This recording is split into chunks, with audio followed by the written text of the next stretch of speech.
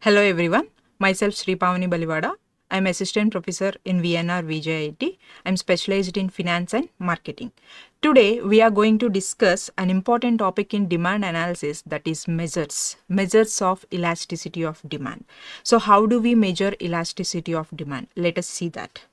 So here are the measures, the list of measures that we see in this session, that is perfectly elastic demand, perfectly inelastic demand, relatively elastic demand, relatively inelastic demand, and unitary elasticity. Let us see what are these perfectly elastic demand, perfectly inelastic, relatively elastic, inelastic, and unitary elasticity. So before going to that, let us recall what is the price elasticity of demand.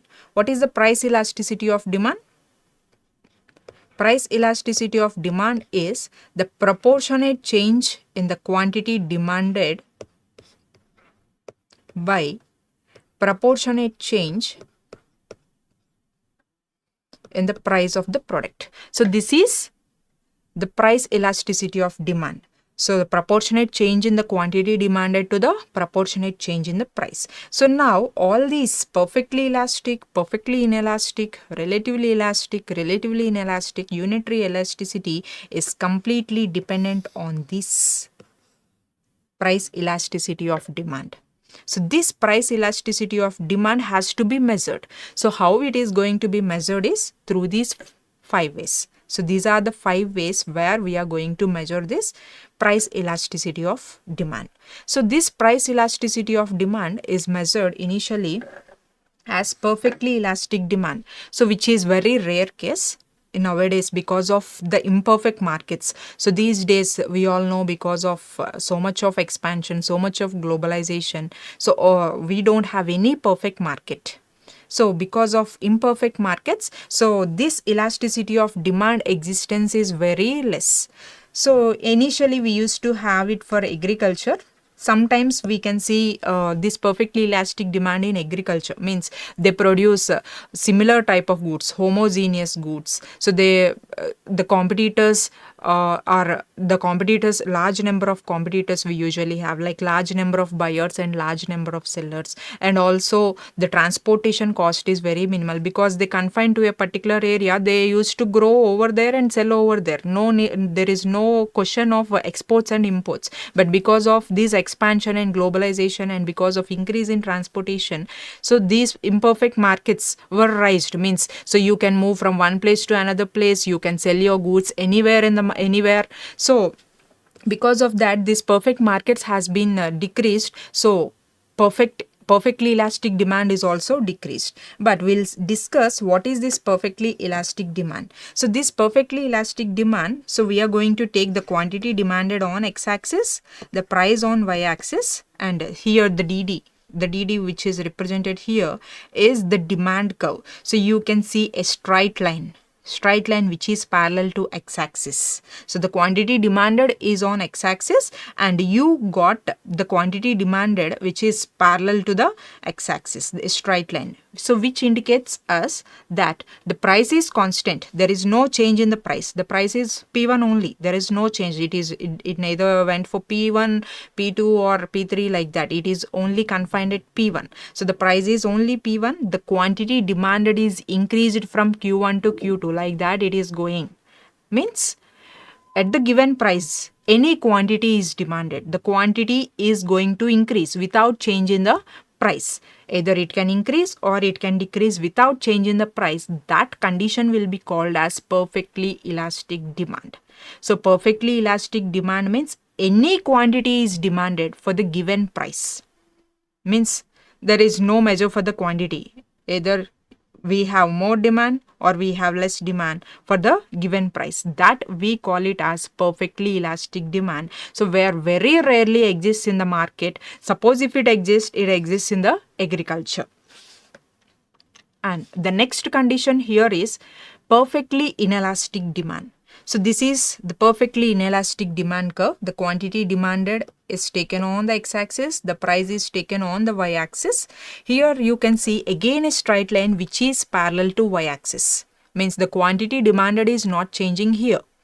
The price is changing. The price is moving from P1 to P2, P2 to P3. So like that it was changing, right? So means the reverse of perfectly elastic demand. So in the perfectly elastic demand, you have found that the quantity demanded, means the demand curve is parallel to quantity demanded. So any quantity is demanded. Here the quantity is constant, means it is, the quantity is not changing, only the price is being changed. So at any price the quantity demanded is same. Where do we find that? Means though there is increase in price, still we buy certain goods. So like kind of medicines. So for medicines like drugs or any emergency cases, in case of such kind of goods, so though there is increase in the price, the quantity demanded is same. So that is perfectly inelastic demand. Okay, so perfectly inelastic demand means at any price the quantity demanded is same. Either you increase the price or you decrease the price. Because of decrease in price, do we take more medicines? No. Because of increase in price, do we stop taking medicines? No. So these are the cases where you see the price, though there is change in the price, the quantity demanded is same. That is perfectly inelastic demand. Now let us go for the third condition, that is relatively elastic demand. Here you can see the relatively elastic demand curve. The quantity demanded is taken on the x-axis, the price is taken on the y-axis, and here the word relatively we are using because both the axes are being changed. If you observe in the first and second case, in the first case only the thing that is changing is quantity demanded.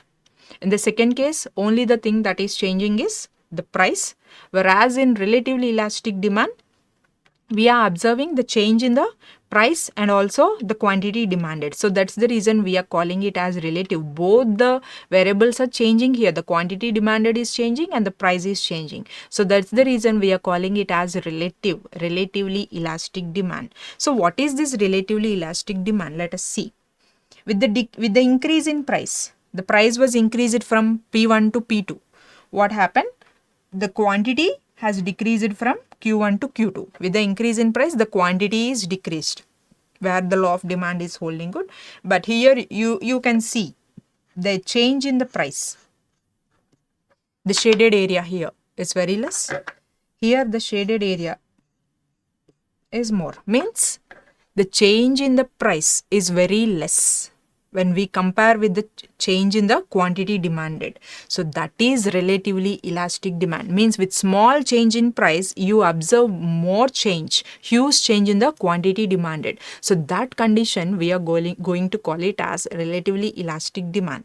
So this is more suitable for the cases like kind of luxury goods or some comforts. Suppose the price of air condition was decreased by 10% or 15%. You can see how much sales were increased. So initially during summer season or like the start of the summer season, they will put certain offers.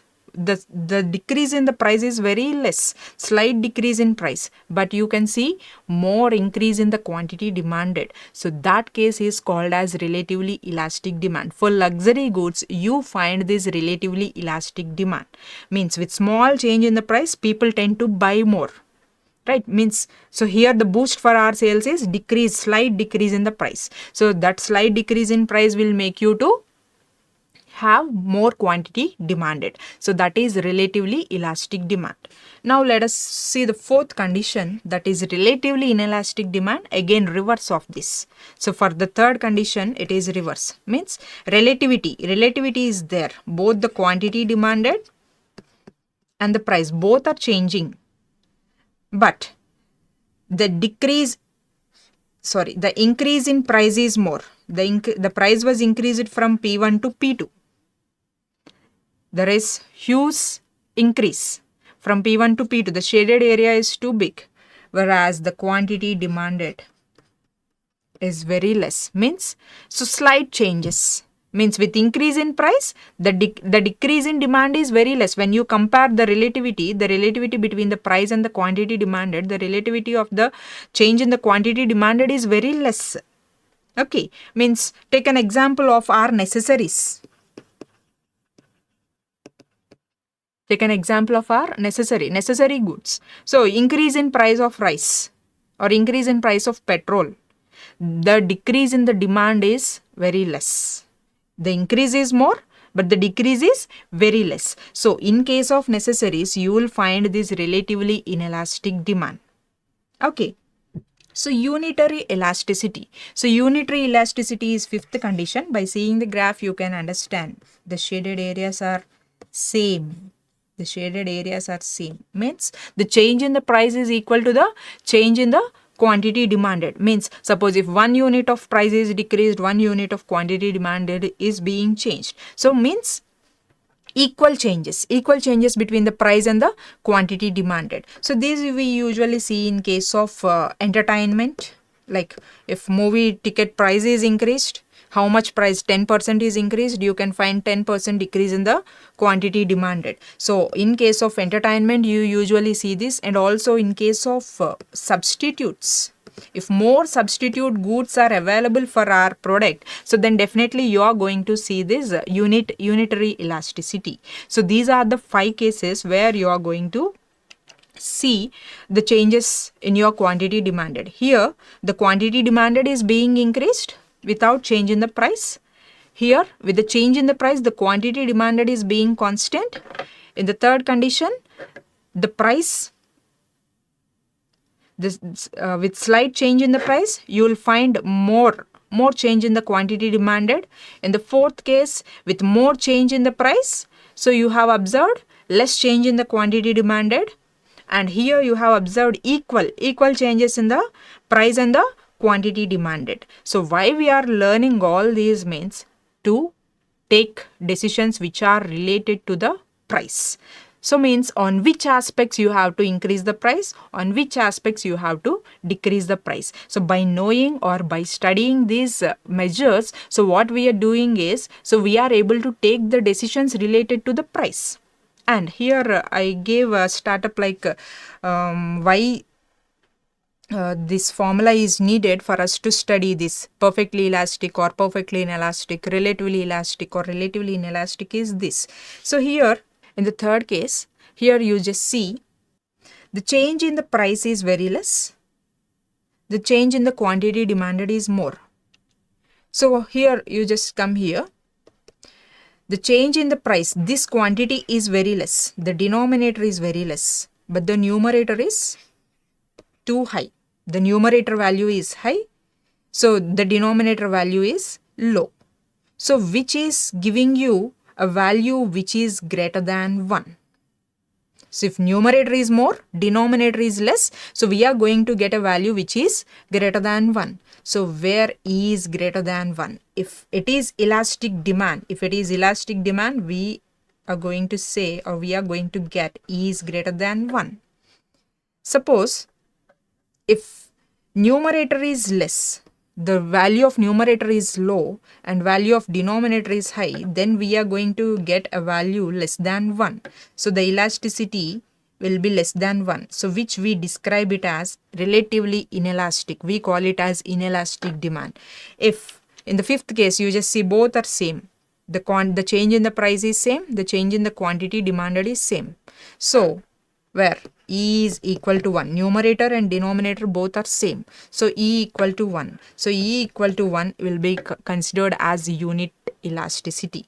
So if E is greater than 1, you can consider that case as elastic demand. If E is less than 1, you can consider that case as inelastic demand. If E is equal to 1, then you can consider it as unit elasticity. So based on greater than 1, less than 1, equal to 1, you can take the decisions related to the price. Right? So here is the significance we have seen. Already we have discussed, just we'll go through that. So the prices, in order to fix the prices of goods and services, this is important.